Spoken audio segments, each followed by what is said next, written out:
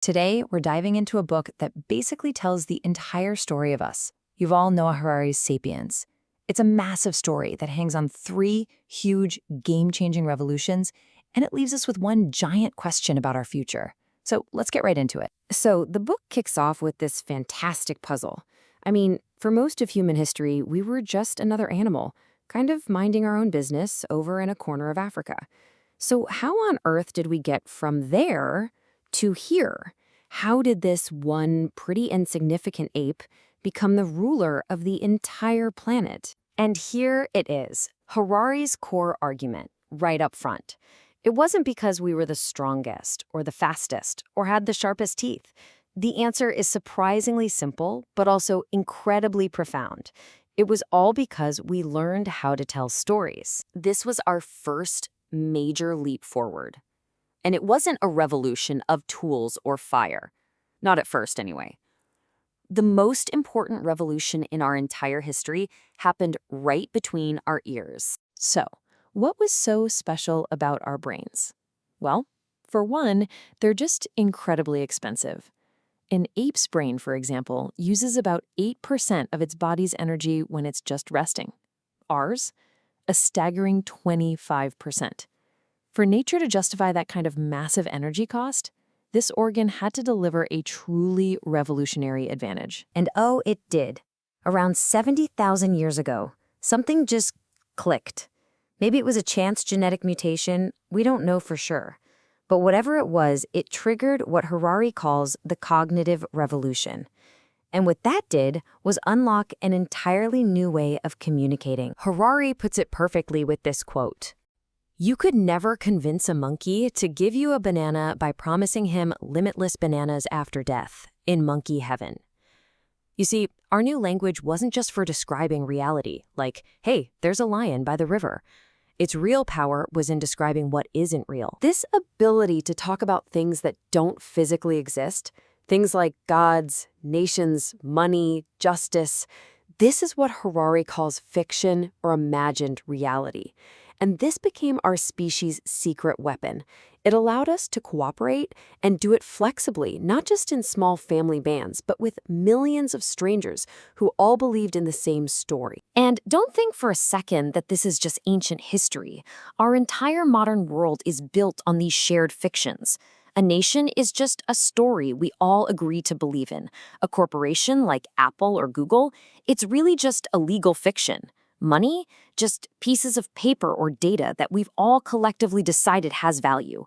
Even something as important as human rights is a powerful story that we've invented and chosen to uphold together. Now, that ability to cooperate led directly to our second great revolution, the agricultural revolution. We're all taught to see this as the dawn of progress, right? But Harari, he has a far more provocative take. He calls it history's biggest fraud. So it really makes you stop and ask, was settling down to farm this giant leap forward for humanity? Or was it actually our single biggest mistake? I mean, the contrast is pretty stark when you look at it. Foragers often worked fewer hours, they ate a really varied and nutritious diet, and they were generally healthier. But early farmers, they were chained to the land, working from dawn till dusk, mostly eating grain. And their settlements became these hotbeds for disease. It was just like Harari says, a trap. So here's the paradox. From the perspective of our DNA, yeah, agriculture was a wild success. It allowed our population to absolutely explode. So more copies of the Homo sapiens genome got passed on. But for the average individual human being, their life actually got worse. It became a lot harder, more stressful, and less healthy. And we weren't the only ones who paid a heavy price. Harari argues that domesticated animals, while you could call them an evolutionary success story just based on their numbers, are also among the most miserable creatures that ever lived. Their individual lives became filled with just immense suffering, a really brutal consequence of this revolution. This brings us to the third and final transformation, the one that built the modern world we live in. And here again, Harari just flips the script on us. The scientific revolution wasn't powerful because of what we knew, but because of what we were willing to admit we didn't know. See, before this, most cultures believed that all the important answers were already known. They were written down in ancient texts or passed down from the gods. The truly great discovery about 500 years ago wasn't some new fact. It was a new attitude, the willing admission that we humans just don't have the answers to our most important questions. And this admission of ignorance created this incredibly powerful feedback loop. Step 1, you admit you don't know. That drives you to step 2. You observe and you experiment. Those observations then lead to step 3. You get new knowledge and new powers, like new technologies. And these powers prove to be so valuable that they inspire massive investment in more science, fueling this powerful engine of growth and change that just keeps going. This exact mindset, this marriage of science and capitalism, of I don't know and let's invest to find out, it's what sent Columbus across the Atlantic and Neil Armstrong to the moon. It's what created the interconnected, capitalist, and technological world that we all inhabit today. So after these 3 revolutions have given us almost unimaginable power, we really have to ask, where are we now? And where are we going? After all this so-called progress, what does the future actually hold for us, for Sapiens? Well, let's start with a surprising fact. Despite what you see in the headlines, we are living in the most peaceful time in human history. In a typical hunter-gatherer society, your chance of dying a violent death could be as high as 30%.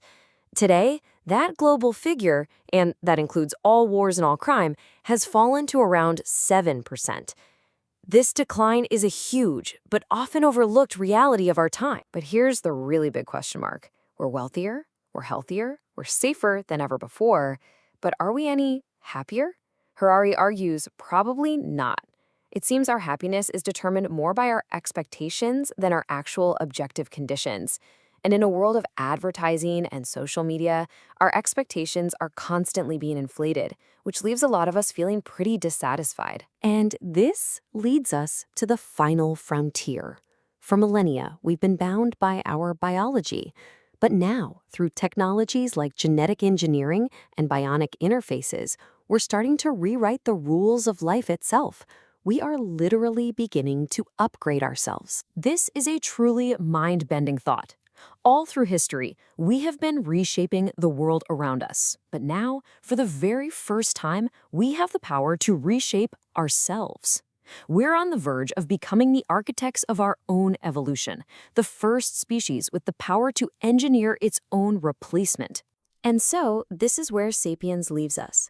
The most important question for the 21st century is not the one we're used to asking. It's not, what do we want to become?